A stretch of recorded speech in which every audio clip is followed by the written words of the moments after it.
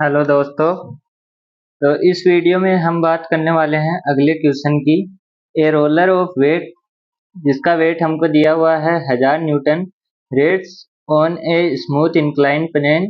It is kept from rolling down the plane by a string AC. Find the tension in the string and reaction at a point of contact D. यानी कि ये setup हमको दिया हुआ है और यहाँ पे क्या है, एक रोलर लगा हुआ है और ये रोलर किससे टाइट है, हमारे पास एक रस्सी से, जिसके अंदर हमको टेंशन टी निकालना है और हमको यहाँ का रिएक्शन फोर्स निकालना है। तो किसी भी क्वेश्चन को करने से पहले मैंने सबसे पहले आपको बताया था कि सबसे पहले आप क्या बनाएंगे, उसका free body diagram. Free body diagram बनाएंगे तो सबसे पहले आप क्या देखेंगे, फोर्स देखेंगे। फोर्स कौन कौन से, उसका वेट, उसका टेंशन, उसका नॉर्मल फोर्स और उसका टच फोर्स, ये चीजें आप देखेंगे। तो सबसे पहले मैंने क्या लगाया, वेट लगाया। तो ए फोर्स इसका यहाँ पे क्या होगा, वेट होगा। अब वेट लगाने के बाद क्या लगाते हैं, टच फोर्स। टच कहाँ कर रहा है, डी पे, तो यहाँ पे एक टच फोर्स भी लगेगा, उसको नाम दे दिया मैंने एन। एक टच फोर्स लगा। उसके बाद हम आते हैं किस पे, रोप पे। रोप लगी हुई है, रोप लगी हुई है, तो यहाँ पे एक हमारे पास रोप फोर्स भी लगेगा, यानी कि एक टेंशन लगेगा जो इधर की साइड लगेगा। और फ्रिक्शन यहाँ पे है नहीं, क्योंकि इसने बोला है हमारे पास स्मूथ इंक्लाइन प्लेन। स्मूथ का मतलब ही हम क्या मानते हैं कि फ्रिक्शन नहीं है। अब हमको क्या करना है, इसको सोल्व करना है। सोल्व करने के लिए सबसे पहले मैं सी पॉइंट का क्या करूंगा, एक पॉइंट बनाता हूं। जैसे ये मेरा सी पॉइंट है, यहाँ पे लगा क्या, डब्लू, यहाँ पे लगा टेंशन और यहाँ पे लगा नॉर्मल। ये तीन फोर्स इस पे काम कर रहे हैं, जिसमें से डब्लू की वैल्यू हमको पता है और टी और एन की वैल्यू नहीं पता है। अब आप इसके अंदर आएंगे तो आप सबसे पहले क्या करेंगे, इसको हमको रिजोल्व करना है, क्योंकि दो फोर्स हमारे किसी भी तरीके से सही नहीं है। तीनों फोर्स अलग अलग डायरेक्शन में है, हमको इनको क्या करना है, प्रॉपर एक्स वाई में लेके आना है, जिससे हम क्या कर सकें, आसानी से इनका एंगल निकाल सकें या फिर इसको रिजोल्व कर सकें। तो मैंने क्या किया, इसी के बराबर अपनी एक्स एक्सिस बना दी, यानी कि इसी के पैरेलल मैंने क्या किया, यहाँ पे एक्स एक्सिस बना दी और यहाँ पे परपेंडिकुलर क्या बना दी, ये वाई वाई। यानी कि यहाँ पे जो हमारा ये एक्स एक्सिस था, इसे यहाँ पे, उसको मैंने क्या किया, ऊपर की तरफ खिसका दिया और वाई वाई को भी मैंने इधर की तरफ खिसका दिया। यानी अब ये हमारे क्या बन गए, कोऑर्डिनेट बन गए। यहाँ पे जीरो बन गया और ये हमारे कोऑर्डिनेट बन गए एक्स और वाई में। इसको एक्स एक्स नाम दे दिया, इसको वाई वाई नाम दे दिया। अब हमने क्या किया, यहाँ पे नॉर्मल फोर्स लग रहा है। नॉर्मल फोर्स हमारा क्या लगेगा, एकदम वाई के इंक्लाइन, यानी कि ये हमारा क्या होगा, नॉर्मल होगा। जैसे मैं अगर यहाँ पे बनाऊं अलग से, तो ये हमारा क्या हो गया, नॉर्मल, यानी कि वाई वाई में हमारा नॉर्मल लग गया। अब यहाँ से क्या समझ में आ रहा है, ये अगर डब्लू नीचे आएगा तो ये हमारा कुछ ऐसा लगेगा, ये डब्लू हुआ। और ये कितने एंगल पे लगेगा, 45 एंगल पे लगेगा। अब 45 एंगल का कैसे पता लगेगा, अब आप एक बार सोचिए, जब ये यहाँ पे 45 डिग्री का एंगल नहीं होता तो ये ब्लॉक कैसा दिखता, ये 45 का नहीं होता तो ये हमारे पास प्लेन ऐसा दिखता और ब्लॉक ऐसा दिखता। तो हमारे पास ये क्या होता, डब्लू ऐसे होता एकदम 90 डिग्री पे। अब हमने क्या किया, इसको उठाना चालू कर दिया। इसको उठाना चालू कर दिया तो ये भी इधर, मतलब ये ऐसे बना और ये ऐसे बना।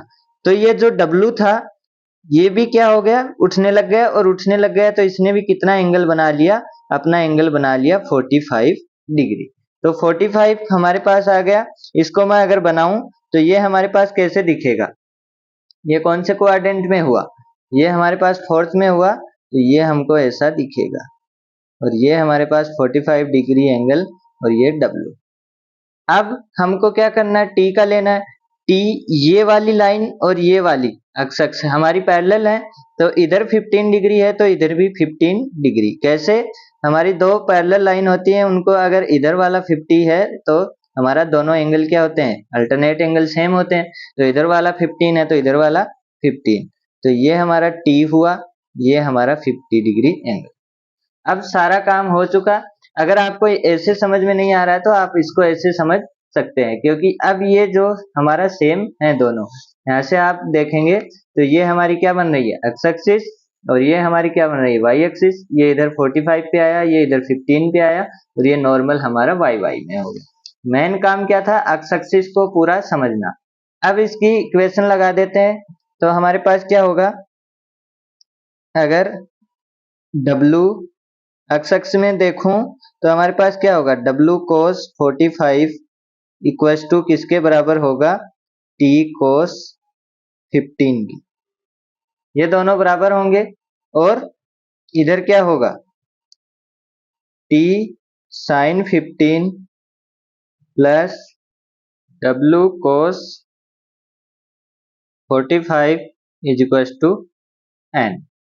अब W की वैल्यू हमारे पास है 1000, cos 45 is equal to 2 cos 15, ये हुआ।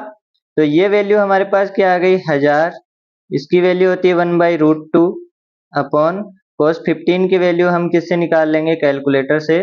तो हमारी t की वैल्यू कितनी आ जाएगी, t की वैल्यू हमारे पास आएगी 732.752। ये वैल्यू हमारे पास किसकी आ जाएगी, न्यूटन में।